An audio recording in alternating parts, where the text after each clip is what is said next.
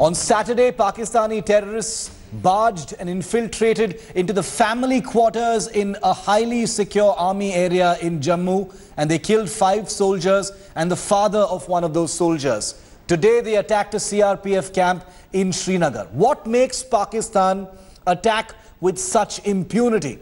While we think about revenge, while we think about getting even and teaching a lesson to Pakistan and its terror-sponsoring ways, we would be amiss as a country if we did not ask the hard questions to our own security establishment, to our own governments and successive governments about why recommendations, lessons learned from earlier terror attacks, including most recently the Pathankot attack in 2016, have simply not been implemented.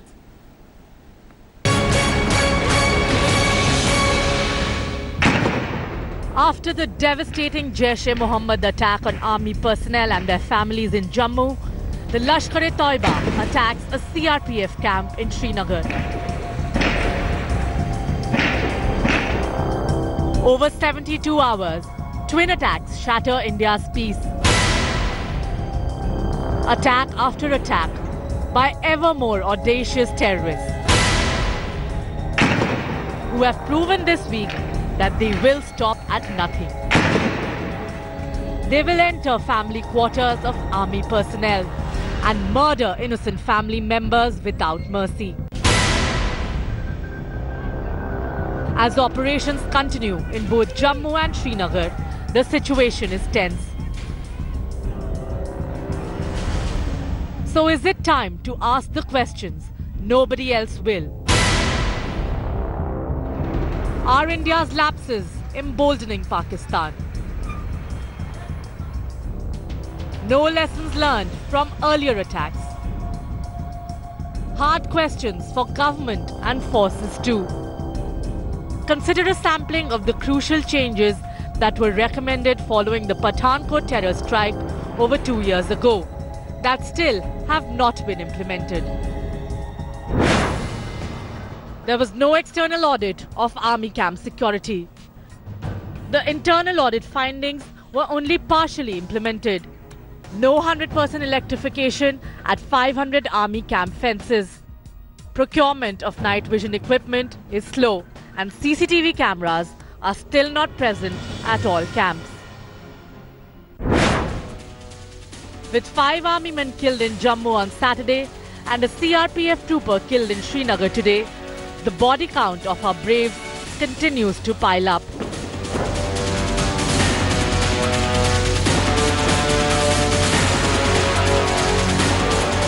From the border right down to their homes, a terrifying combination of failures makes India more vulnerable than ever before. As the Defence Minister rushes to control the damage, will she accept that systematic failures have only emboldened Pakistan? Will she say, enough is enough?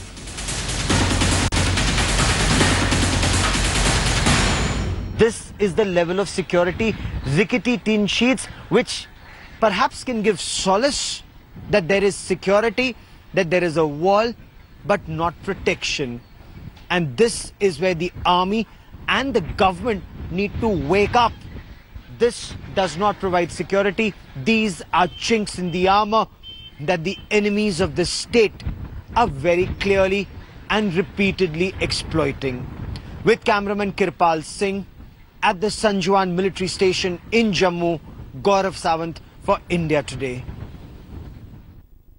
I want to take you live now to Jammu, where Defence Minister Nirmala Sitharaman is about to address a press conference. GOVT Sawant, our executive editor, is at the site where this press conference is going to be held. Meanwhile, I also want to introduce you to our other guests. We have with us Lieutenant General V.K. Bhatia, former Director General of Military Operations of the Army. We have Narendra Taneja of the BJP and Professor Gaurav Vallabh of the Congress Party. I want to come to you, Gaurav, first. The press conference by the Defence Minister is likely to start in a few minutes from now. She's going to make an address and then take some questions. Some of the biggest questions, the most leading questions on people's minds right now, Gaurav, and I know it's on yours and mine, is the huge lapses that appear to have emboldened Pakistan to attack our military camps with impunity.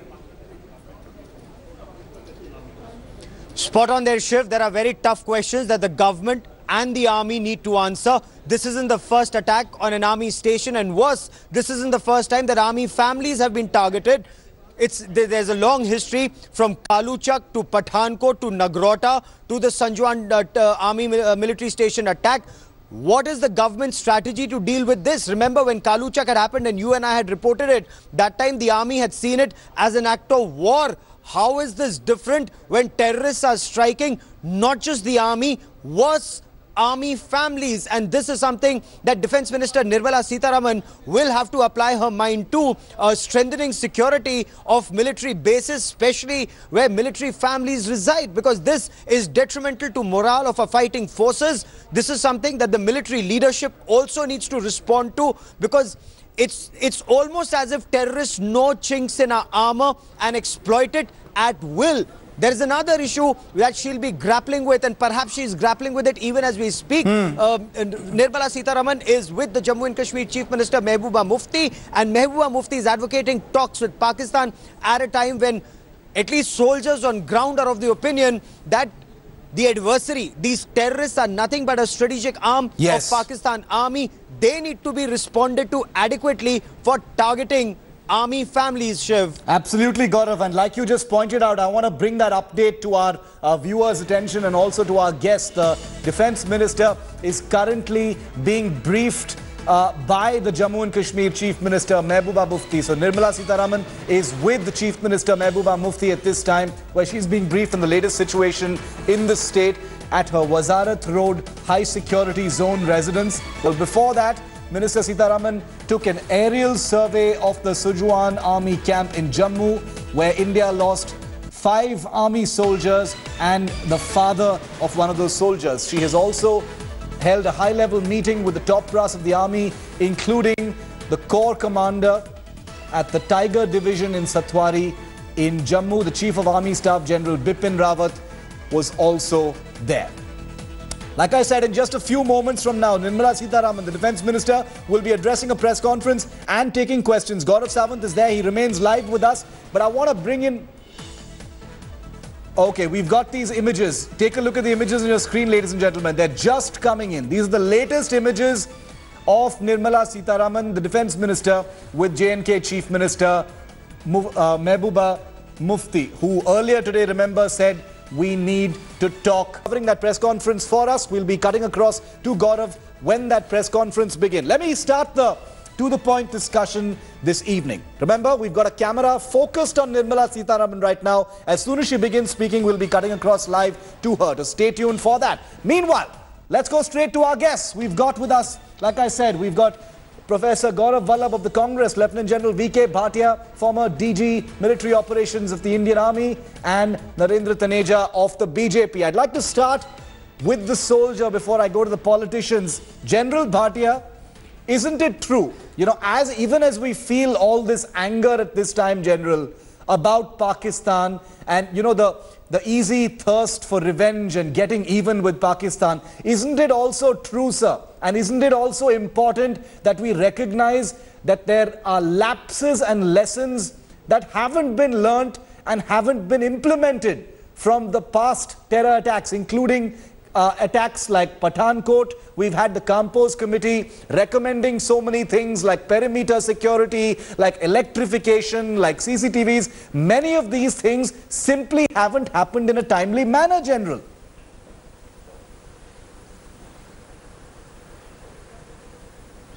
Yes, you're right. We have suffered these attacks time and again. The modus operandi has generally been very similar. Terrorists cross over, infiltrate, they come to army camp, choose a very soft target, they enter pre-dawn period and then carry out an attack on a soft target. However, you know, we have learned our lessons. Not that we not learned our lessons. We know the causative factors. The remedial measures have been lacking. We haven't got the wherewithal. We haven't got the night vision devices. Yes. We haven't got the electrification of the fences. We haven't got smart fences, CCTV cameras, and we haven't got a whole lot of things which were required to be given. But let me also say that there are other issues also involved in this. We have to have an intelligence setup. No, when you operate out there, you get a generic intelligence every day that be extra vigil. You're going to get attacked today. So these very generic sort of intelligence inputs keep coming. So every day, if I get an intelligence input that that there's a likely terror attack today, then I will not take action when the thing happens. So there are many other issues involved in this. But let me also say that, having said that, you see, the last terrorist attack outside Kashmir Valley was in Nagrota about 15 months ago. Yes. So 15 months, the terrorist attack has not happened. It's not that it's not happened. There are many of these terrorist attacks which have been negated, which are nipped in the bud, and they have not actually come into the visibility which the terrorist attack gets. Yes. This terrorist attack is basically for high visibility. The Pakistani terrorists are losing space in the Kashmir Valley. The Operation All Out has been very successful. And, the army is very capable of fighting on both the fronts, the LC, the line of control, and the proxy war which Pakistan is raising. Yes. The problem, I think, lies in the home front. When the army starts getting degraded from within, the enemy is within. When you have a FIR against Vijay Datta, when you start criticizing the army for doing things which they have not done. So that is a very sad state of affairs. Yes. And we do not get enough funding. Yes. Funding is a must. We have to protect our, safeguard our. Let's get a representative from the ruling party and part of the alliance in J&K to address the concerns that you've legitimately raised. Narendra Taneja, you've heard, a general and a soldier basically saying that the army will do its job. They will bravely do their job, but there are degradations from within. Now, for the scope of this debate, yes, the people of India are aware that there are FIRs, there are politics being played. You've got the RSS chief who've said something about the army. You've got other politicians who criticize the army and ask for proof when there are operations taking place. But on this simple issue, Mr. Taneja, night vision devices, electrification, perimeter security, smart sensors, these are all things that have been recommended by committees under the government, under your tenure, sir, as recently as 2016, and they've still not been implemented. 2 years is a pretty long time for such a critical issue, Mr. Taneja.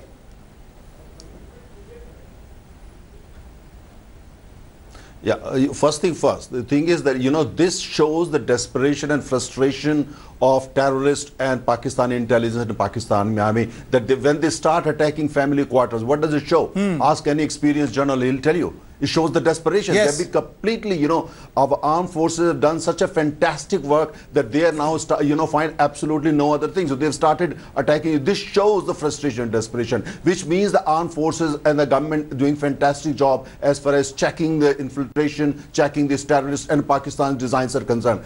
Point two, as far as, remarks and comments by other, including the chief minister, this is democracy. I mean, people say these things. It does not mean in a democracy we can't go and cap people, say you don't say and all that. But the point is what the central government and the armed forces are doing. We have to focus on that. And as far as the procurement is concerned, our government has done what was not done for years and years here. Ask the armed forces, when recommendations are given by a committee, we all know the committee gave recommendations. That does mean that you accept 100%. Once the recommendation is given, that the armed forces, the concerned officers, they work on it and whatever is necessary for as far as that is done. As far as armed forces are concerned, for the BJP government, this is the top priority. And the government, the people know it, armed forces know it, and ask Pakistani people and they know it. They know that since we came to power, the kind of issue that they are facing, they've been completely cornered, isolated, and it's the first time there is debate within the Pakistani army and ISI that they've actually raised their hands. Ask the journal, they've raised their hands. This new India,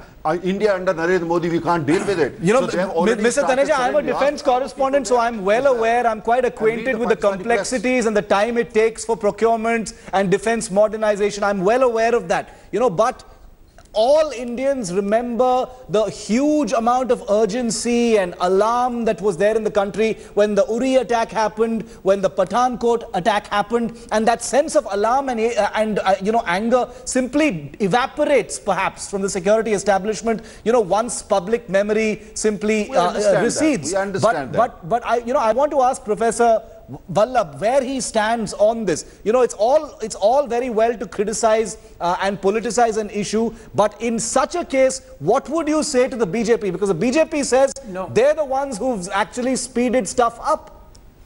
No, we don't want to politicize this issue, first thing. We condemn the terror attack, and we salute the supreme sacrifice made by our 5 Jawans in Sunjuwan and 1 CRPF personnel. Yes. But try to understand there are 2 things. One is the issues of procurement and another is the strategic issue.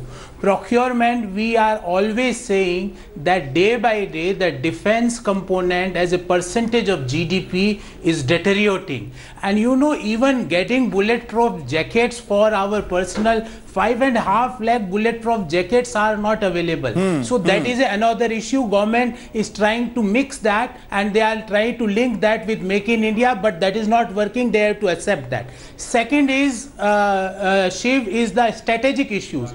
In strategic issues, I had 4 small points to make. First is there is no direction, there is no strategy and there is no policy towards Pakistan. This is like a loose pendulum policy.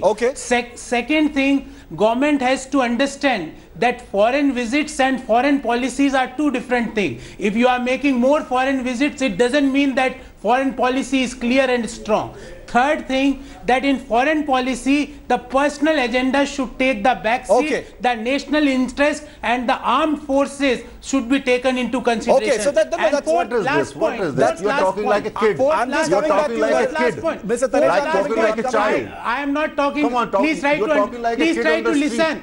You don't understand Pakistan policy. You know nothing about. You're talking like a kid, like a kid on the street. You think these visits are taken for personal reasons? Please try to understand that. No, if you talk like a kid, what do? I'm laughing. I'm laughing. You don't understand anything. You are commenting on Prime Minister. Gentlemen, I crave your indulgence for a moment. The Defence Minister, the Raksha Mantri, has just taken a seat at the press conference. Please stay with me live, gentlemen. Mr. Taneja, Mr. Vallabh and General Bhatia. Thanks for watching the video. For more such news and updates, please like, share and subscribe to India Today. Also check out our other great videos from our channel. We know you would love to.